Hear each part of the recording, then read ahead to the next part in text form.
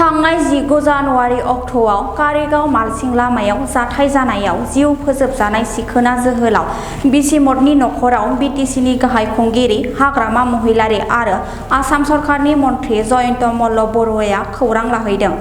आसाम सरकारनि मन्थ्रि जयन्त मल्ल बरुवा आरो बिटिसिनि गाहाय खुंगिरि हाग्रामा महिलारीया दिनै सावथालफोरजों खास्रि बिस्रियै बुथारजानाय सिखोना जोहोलाव बिसिमतनि मुङाव 5 लाख रांनि चेक अनसुंथाइ हैदों।